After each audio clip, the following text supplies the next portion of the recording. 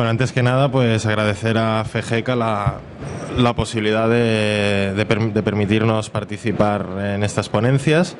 Mi nombre es Albert Blanco, soy el responsable de oficina técnica de Baxi, dentro del departamento Solutions.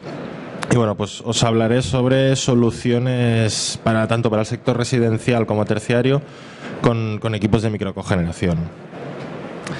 Bien, antes que nada, para empezar como introducción a la pregunta de qué es la microcogeneración, esta se podría responder pues que es la producción simultánea de calor y electricidad en un mismo proceso partiendo de un único combustible, típicamente de gas natural, como es el caso del equipo que nosotros comercializamos.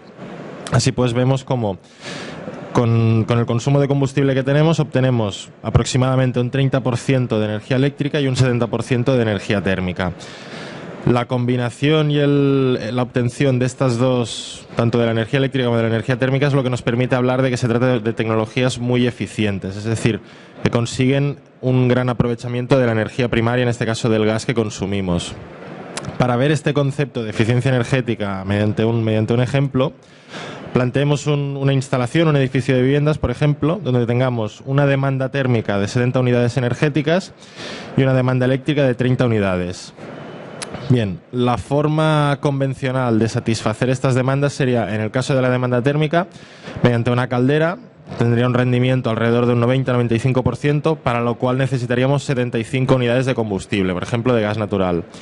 Mientras que para satisfacer la demanda eléctrica, estas 30 unidades que comentábamos, la forma convencional de satisfacer esta demanda sería obteniendo la electricidad de la red, para lo cual necesitaríamos 95 unidades de energía primaria, teniendo en cuenta las pérdidas en generación y en el posterior transporte y distribución que tienen lugar en la red eléctrica.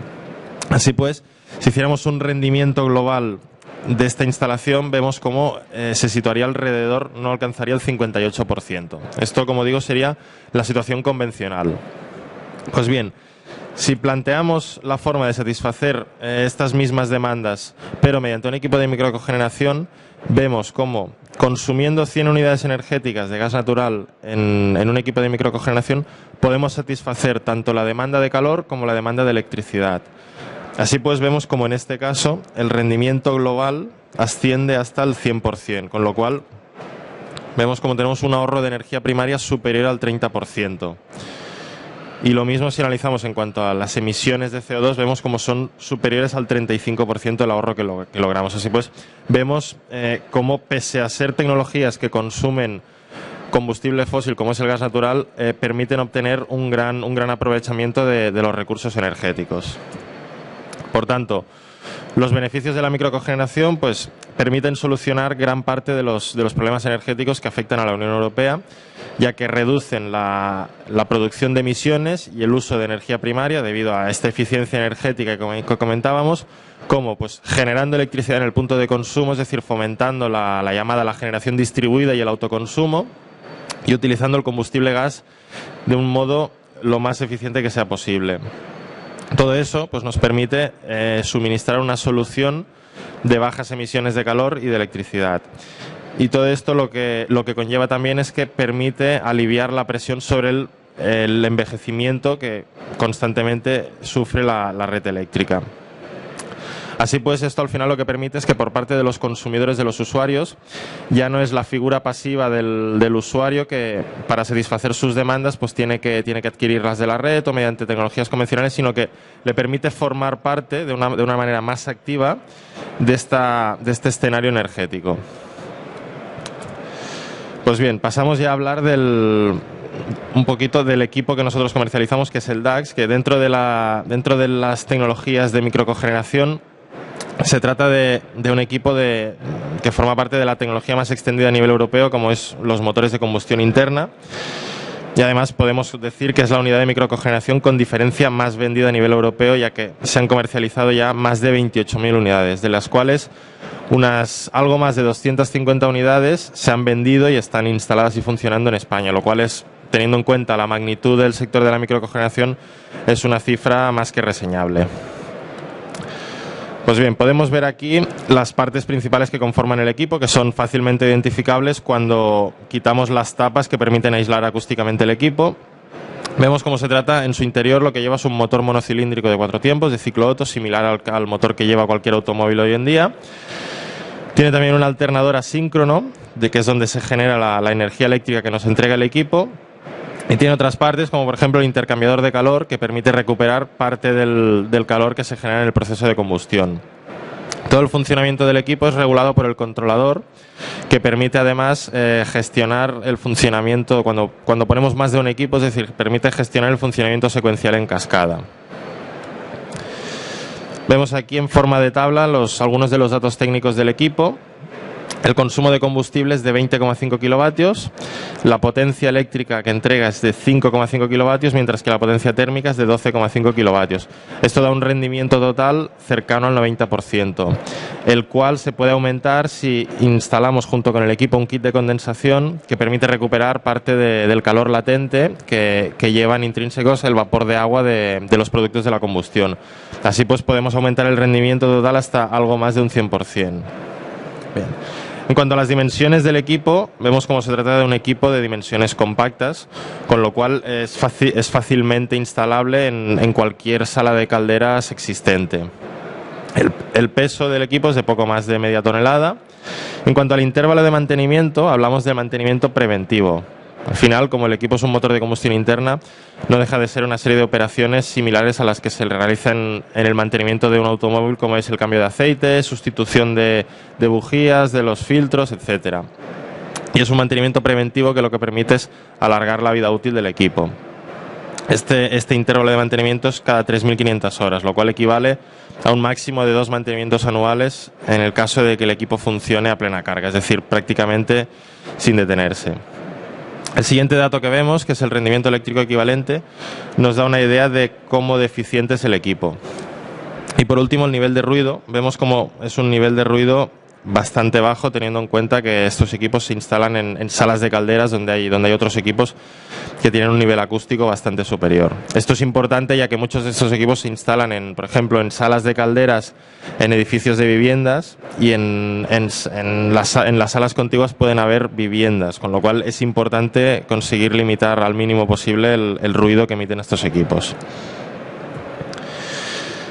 Pasamos ahora a ver una serie de criterios de diseño y dimensionado que es importante tener en cuenta tanto para este equipo como para cualquier tecnología de microcogeneración, y que, como digo, es importante tener en cuenta a la hora de plantearnos la viabilidad de instalar equipos de estas características. Básicamente se trata de cinco grandes requisitos o necesidades.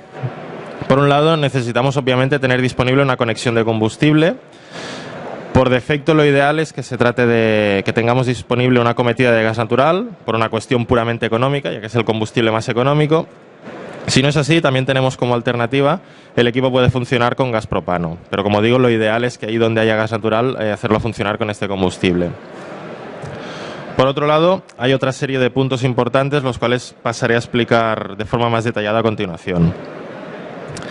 El primero de ellos es la demanda térmica. Es un aspecto clave. Necesitamos tener una demanda térmica base para amortizar y para que sea, digamos, interesante instalar un equipo de estas características. Vemos aquí representada en los 12 meses del año la curva de demanda de una instalación, donde se ve claramente la estacionalidad debido a la demanda de calefacción, pues que en los meses de verano desaparece. Así pues, el planteamiento que debemos hacernos ante una demanda de este tipo es que con el equipo de microcogeneración lo que debemos cubrir es, como digo, la demanda base, que típicamente es la demanda de ACS, ya que es aquella demanda que es más constante a lo largo del año y que existe durante todo el año, y que por tanto nos permite que el equipo funcione un número de horas más elevado, ya que lo que nos interesa con estos equipos es que funcionen el mayor número de horas. Es decir, si conseguimos que funcionen 23 horas al día, mejor que 20, ya que al final debemos pensar que cada hora que el equipo está funcionando estamos generando ahorro o ganando dinero, visto de otra forma. Así pues, ante una demanda térmica anual de este tipo, lo que debemos hacer, como decía, es cubrir la demanda base mediante el equipo de microcogeneración. Típicamente, pues como digo, ir a cubrir la demanda de ACS, que es la que existe durante todo el año, y el resto de la demanda, que es más estacional y tiene unas puntas de consumo en los meses más fríos, cubrirla pues con una caldera o con cualquier otro generador base que ya existirá o que debe existir igualmente en la instalación.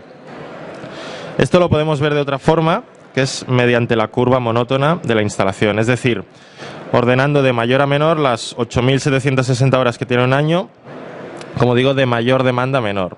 Así pues vemos, imaginemos una instalación donde tenemos instalada una caldera de unos 50 kilovatios. La forma de dimensionar la potencia de esta caldera es mediante la temperatura exterior mínima, es decir, para cubrir la demanda máxima de calefacción que tendremos el día más frío del año, el 15 de enero o el día que sea, a la hora de máxima demanda. Pero como vemos en esta curva monótona, esta demanda máxima solo existirá durante unas pocas horas o unos pocos días al año. El resto del año la demanda térmica que tendrá la instalación será inferior, con lo cual nuestro equipo generador base, nuestra caldera por defecto, tendrá que modular.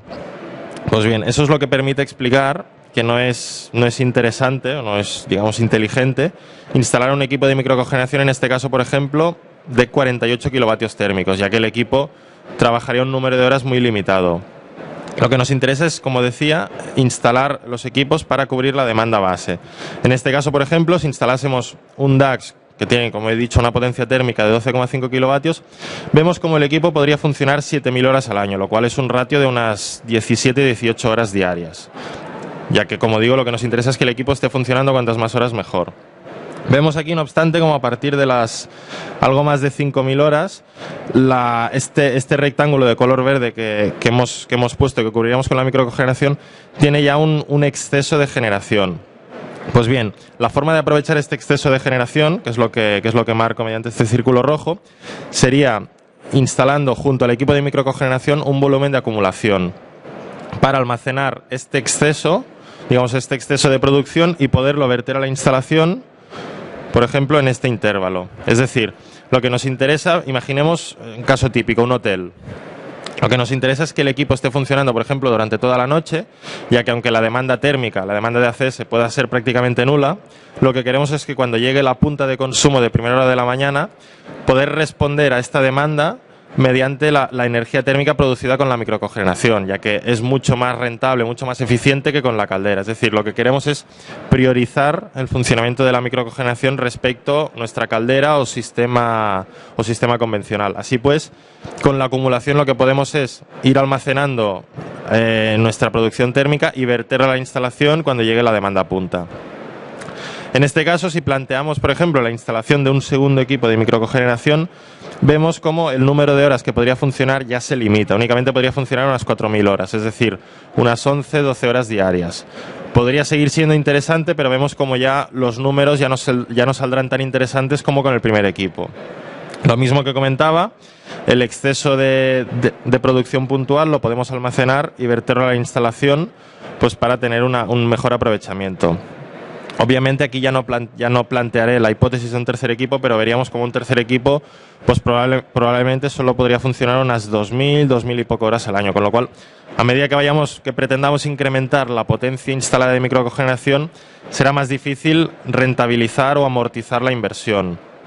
Con lo cual, esto es un poco el motivo por el cual tenemos que instalar tan solo una potencia para cubrir nuestra demanda base y no cubrir toda nuestra demanda o instalar toda la potencia que en un momento puntual demanda nuestra instalación.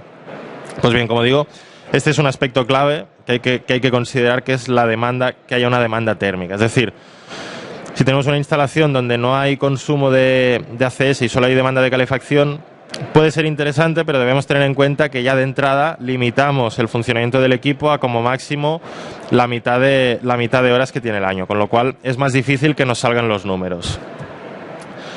Resumiendo todo el concepto de demanda térmica, pues como digo, los requisitos es que tengamos un número elevado de horas de funcionamiento anual de nuestro equipo de microcogeneración y que tengamos una demanda de energía térmica que sea lo más uniforme y constante posible a lo largo del año. Así pues, la demanda ideal es la de ACS, pero sin menospreciar ni olvidarnos de otras demandas que pueden ser interesantes, como es la calefacción, incluso la refrigeración, lo que llamaríamos la trigeneración mediante equipos de absorción que permiten convertir el calor en frío, o por ejemplo otra demanda que puede ser interesante es la climatización de piscinas, ya que si bien no llega a ser una demanda tan constante como es el ACS, sí que tiene un componente bastante lineal también a lo largo del año, con lo cual puede ser una alternativa más que interesante. Pues bien, El siguiente criterio que hay que tener en cuenta es el espacio que hay que dejar en la sala de calderas. Como decía antes, y aquí podemos volver a ver, las dimensiones del equipo son bastante reducidas, con lo cual raramente será un problema el espacio que tengamos disponible para poder plantear instalar un equipo de estas características o no. Como vemos aquí, las medidas del equipo de microcogeneración y del volumen de inercia necesario, en muchos casos no requeriremos más de 6 metros cuadrados, lo cual no es ni mucho menos un espacio tan grande como para limitarnos la instalación de estos equipos en salas de calderas existentes. En cuanto a la salida de humos, tenemos dos alternativas. Podemos plantear la salida de humos en sobrepresión, que sería la opción más económica, o bien la opción en tiro natural, que es lo que normalmente se asocia con una chimenea. Vemos aquí una fotografía de un caso concreto de dos equipos de microcogeneración, donde vemos, junto con el kit de condensación, se permite realizar todo el conducto de evacuación en material plástico. Y vemos en la fotografía de la derecha el detalle de un accesorio que tenemos que permite unificar los conductos de evacuación procedentes de cada uno de los equipos para evacuarlo mediante una única chimenea. Bien.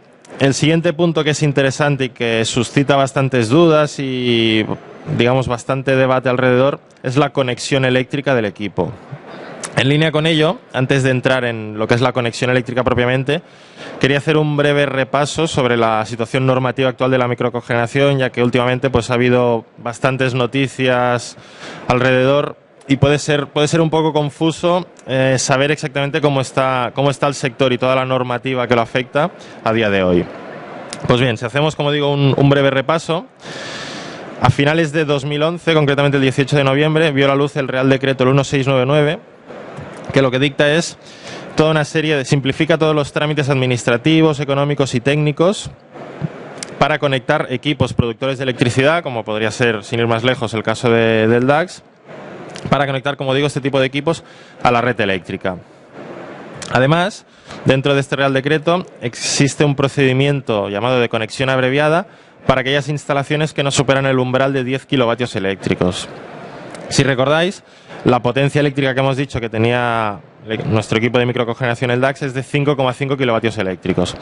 Pues bien, a raíz de esta normativa hemos sacado una variante de nuestro equipo con la potencia eléctrica limitada a 5,0 kilovatios eléctricos, con la idea de poder conectar dos equipos sin superar este umbral de 10 kilovatios y, por tanto, permitiendo realizar todo el procedimiento de conexión de una forma más sencilla y directa. Más adelante, concretamente el 27 de enero de 2012, es decir, hace poco más de un año, se publicó el Real Decreto Ley 1/2012, bastante famoso en el sector, desgraciadamente, que lo que hacía era la suspensión temporal de la venta a red mediante régimen especial. Es decir, se suspendían las primas a todas las tecnologías renovables y a la cogeneración, que también estaba incluida dentro del Real Decreto del 661.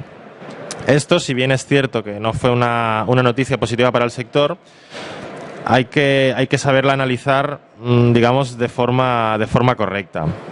Y hay que pensar que para el rango de potencia de estos equipos, la prima se situaba alrededor de los 19-20 céntimos el kilovatio hora eléctrico. Con lo cual, si analizamos y vemos que el precio de la electricidad se sitúa alrededor de 15 céntimos sin tener en cuenta los impuestos, ya podemos ver que tampoco el hecho de poder vender a un precio bonificado era el aspecto que en muchos casos no era ni mucho menos el aspecto clave que permitía tirar para adelante o no una inversión en este tipo de tecnología. Digo porque obviamente este Real Decreto Ley creó un gran revuelo mediático y parecía que mataba al sector, y si bien es cierto que para grandes potencias de cogeneración complicaba mucho su instalación, para equipos de pequeña potencia, como es el caso de este, pues ni mucho menos debe verse como un factor tan negativo. Por otro lado, tenemos el proyecto de Real Decreto de Balance Neto, que esto está relacionado. Obviamente, la suspensión de las primas, al final a lo que nos conduce es que nuestra producción eléctrica debe ser aprovechada en autoconsumo. A día de hoy lo que debemos plantear es el autoconsumo instantáneo, ya que el balance neto, que es lo que haría aún más interesante estos equipos, está pendiente de publicación. ¿En qué consiste el balance neto? Pues consiste en que si en un momento puntual nuestra generación eléctrica supera la demanda que tenemos en nuestra propia instalación, podemos exportar a la red eléctrica nuestro excedente de producción para posteriormente, cuando la situación sea la inversa, es decir, cuando la demanda eléctrica de nuestra instalación supere nuestra producción, poder importar desde la red la cantidad equivalente de electricidad que previamente hemos enviado. Es decir, es el concepto de utilizar la red eléctrica como un almacén temporal de nuestra generación eléctrica, con lo cual nos permite simultanear y facilitar el hecho de aprovechar en nuestra instalación nuestra demanda eléctrica, ya que en un momento puntual podemos no tener consumo eléctrico, pero en un momento posterior podemos tener una demanda eléctrica muy superior a nuestra producción, ya que nuestro equipo pues tiene una producción lineal de 5,5 kilovatios en este caso, y puede ser que nuestra instalación durante, por ejemplo, las horas diurnas tenga una demanda eléctrica más baja, pero que en las horas nocturnas tenga una demanda eléctrica que supere con creces estos 5,5 kilovatios. Pues bien, el balance neto permitiría mitigar en parte este perfil horario eléctrico irregular. Así pues, viendo estas tres normativas, podríamos hacer, para clasificarlas, digamos, realmente viendo si han sido positivas o negativas, veríamos cómo obviamente el Real Decreto que simplificaba todos los trámites fue una noticia buena. Sin embargo, la suspensión de las primas fue una noticia más bien mala para el sector, pero como decía antes, hay que considerarla en que en nuestro rango de potencia no es ni mucho menos una noticia tan negativa, ya que la diferencia financiera no era tan grande. Y bien, el balance neto pues será una posibilidad más que interesante, pero como de momento está pendiente de publicación, debemos quedarnos al margen de ella y no considerarla. Por otro lado, hablaba antes del autoconsumo, que es lo que debemos considerar a día de hoy. Pues bien, lo que quería dejar claro es que el autoconsumo a día de hoy ya está regulado y es totalmente legal, ya que si echamos un vistazo a la Ley 54 del año 1997 del sector eléctrico, esta ley, su redactado original, definía a los productores de energía eléctrica como aquellas personas que tenían la función de generar energía eléctrica, así como construir, operar y mantener las centrales de producción. En cambio, hubo un Real Decreto Ley también publicado el año pasado, concretamente el 30 de marzo, que modificaba, como digo, esta redacción, y lo que hacía decía que los productores de energía eléctrica, tal y como se ve aquí, se definen ya sea para su consumo propio o para terceros. Es decir, tal y como dice aquí, incluso se fomentará la producción individual de energía eléctrica destinada al consumo en la misma ubicación. Vamos, lo que todos definiríamos como el autoconsumo. Con lo cual, podemos decir que queda totalmente definido y legalizado el autoconsumo como tal, a expensas de que el balance neto, como digo, pues aún permita flexibilizar más el aprovechamiento de nuestra generación eléctrica. Pero como digo, el autoconsumo instantáneo, es decir, el aprovechar en el mismo momento que generamos la electricidad en nuestra instalación, está perfectamente definido. Así pues, después de todo este resumen de lo que sería la situación normativa que afecta sobre todo a la conexión eléctrica, ¿cómo tendría que ser el conexionado eléctrico de un equipo de estas características? Pues bien, imaginemos, tenemos nuestro equipo de microcogeneración con su suministro de gas, sus conexiones de ida y retorno hidráulicas, su salida de humos, todo lo que hemos visto, que no tiene ningún secreto, y tenemos en nuestra instalación nuestro cuadro de distribución eléctrica. Interconectamos el equipo a nuestra instalación interior.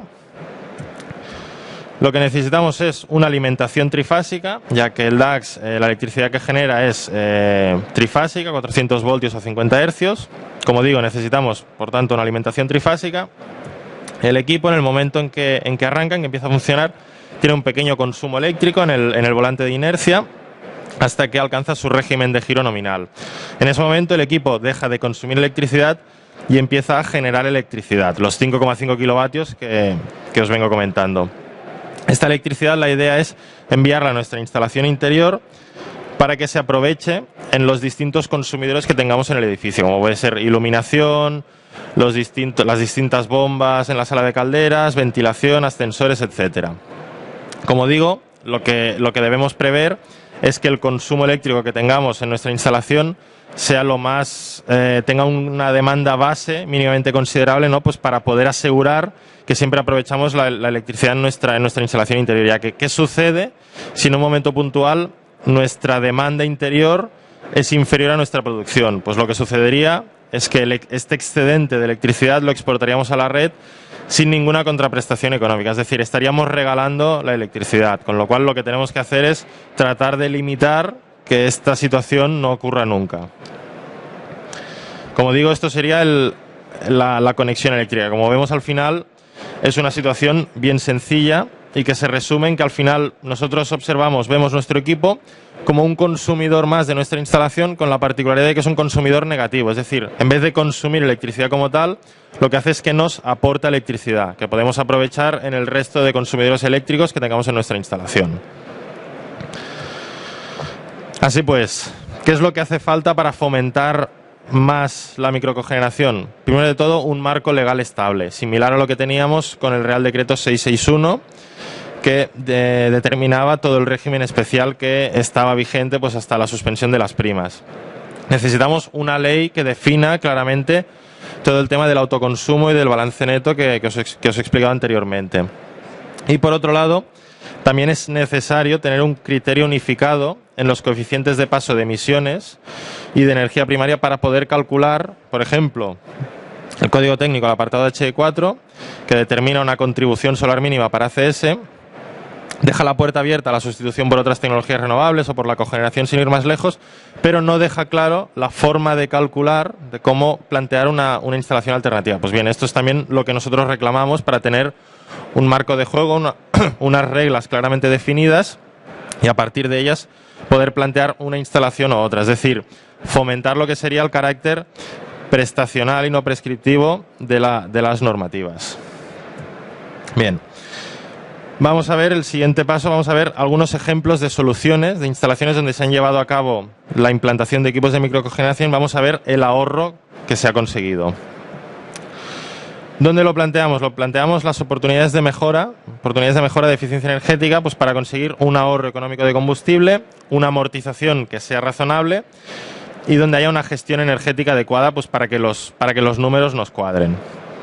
Planteamos dos escenarios. Por un lado, el primer caso que plantearemos es una instalación del sector terciario, se trata de una residencia geriátrica, mientras que el segundo caso se trata de una instalación residencial plurifamiliar, una comunidad de propietarios con una sala de calderas centralizada. Si nos centramos en el primer caso, en la residencia geriátrica que os comentaba, se trata de una residencia ya existente que hará cosa de 2 años se decidió acometer una renovación de la sala de calderas aprovechando la ampliación del número de camas de la instalación. Debido a esta ampliación del número de camas y por tanto de la demanda de ACS, se debía cumplir con el RITE y por tanto con el código técnico y se debía plantear una instalación solar térmica. Pues bien, lo que se decidió hacer fue una renovación de la sala de calderas, como decía, sustituyendo las calderas de gasóleo existentes en ese momento por una caldera mural de condensación, aprovechando la disponibilidad de gas natural que había y en lugar de instalar una instalación solar térmica obligatoria por ley, se planteó la instalación de un equipo de microcogeneración. Si vemos cómo quedaron los costes bueno, antes que nada, aquí vemos el esquema de principio, donde en la parte superior del esquema vemos lo que sería una instalación convencional con la caldera, alimentando a los distintos circuitos de calefacción que podamos tener, así como circuito de ACS.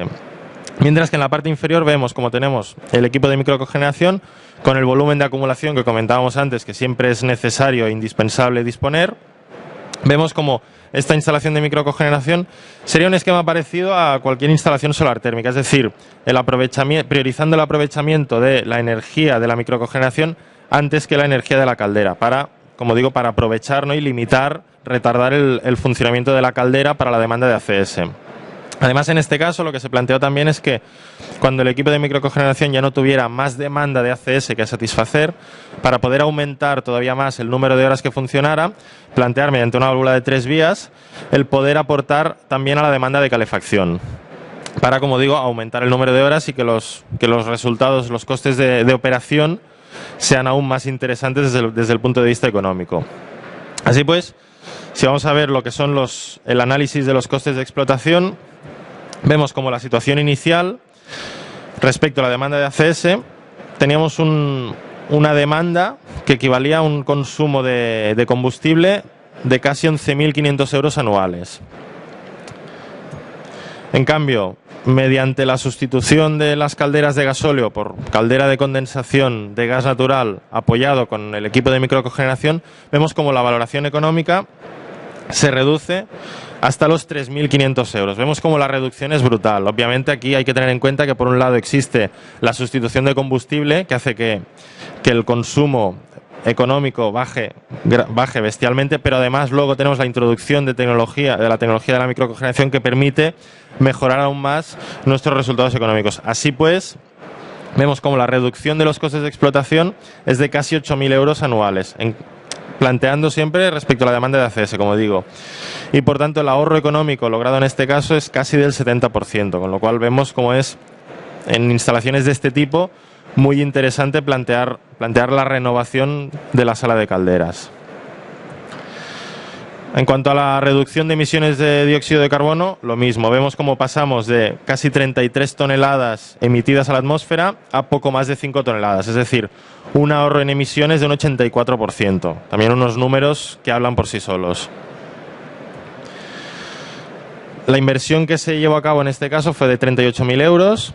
El periodo de retorno estimado es de 4 años.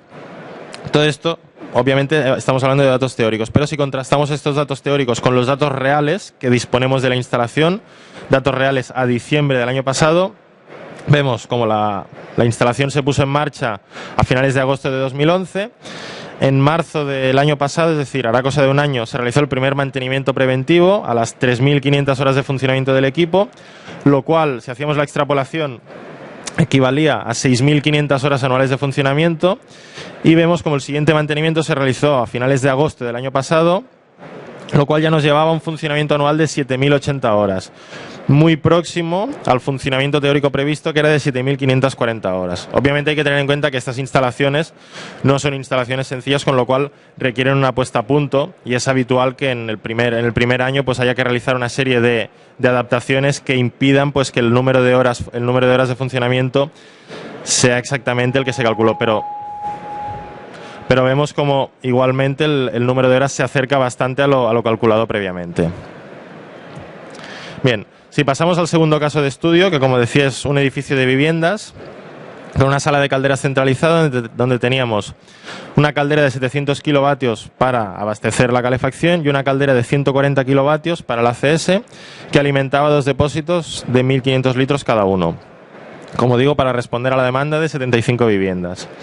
Los datos de consumo que teníamos en este caso eran un consumo de gas de casi 930.000 kilovatios hora anuales. Solo para ACS, 200.000 kilovatios hora de esta demanda total. Tal y como vemos representado abajo, tenemos el consumo de gas natural, claramente estacional, y vemos como el consumo de ACS pues es el que es más constante a lo largo del año. Y es el consumo que nos interesa atacar con la implantación del equipo de microcogeneración.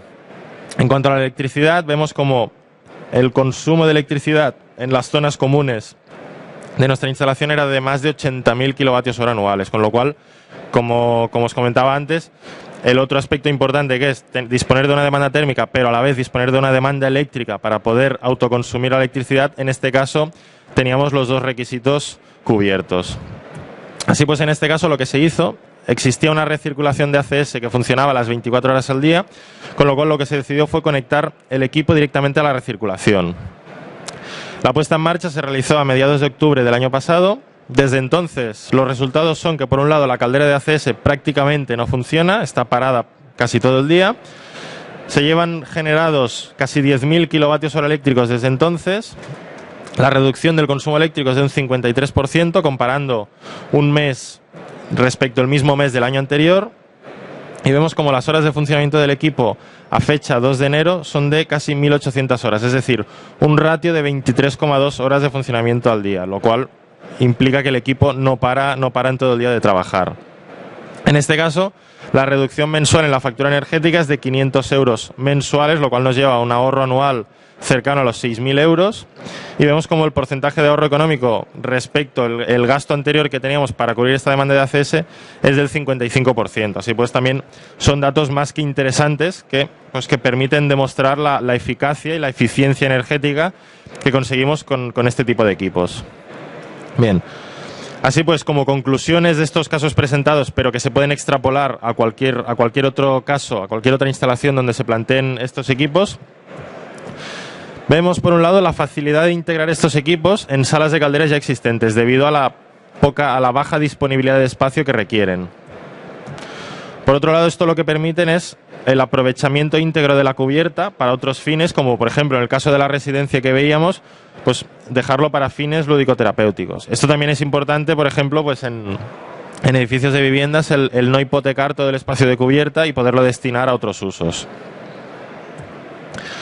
Por otro lado, vemos cómo mediante estos equipos de microcogeneración podemos realizar una cobertura total de la demanda de ACS, reduciendo, por tanto, los gastos de explotación asociados y, asimismo, una importante reducción de la factura eléctrica gracias a la generación de energía eléctrica que nos facilita el DAX, es decir, facilitando la generación distribuida y dándonos una cierta independencia energética.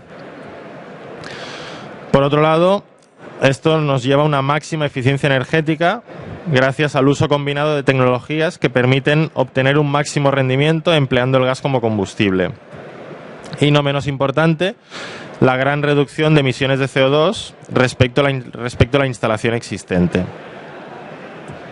Bien, ya para acabar, mostraros simplemente unos pantallazos pues, de otras instalaciones, más que nada para mostraros la variedad de instalaciones donde pueden integrarse estos equipos. Por ejemplo, el Centro del Agua en Toledo, donde, como vemos en la fotografía, se instalaron 3 equipos para cubrir la demanda de una serie de piscinas y spas que había en la instalación. Sector hotelero también es muy interesante debido a la gran demanda de ACS y de electricidad existente. Edificios de oficinas también, según en qué casos puede ser interesante plantear estos equipos. En este caso concreto, en la Fundación del Metal, situada en Avilés, en Asturias, vemos como tenemos un equipo de microcogeneración y además un equipo de absorción que permite obtener frío a partir de la energía térmica producida por el equipo, con lo cual se trata de una instalación singular que aún no está muy arraigada en nuestro país, pero que sin duda puede ser una solución más que interesante de cara al futuro próximo. Polideportivos o edificios de viviendas, como hemos visto, pues también son instalaciones donde puede ser interesante implantar este tipo de tecnologías. Y bien, por mi parte nada más, espero que os haya parecido interesante y cualquier duda que tengáis pues podéis consultármelo sin ningún tipo de problema. Muchas gracias.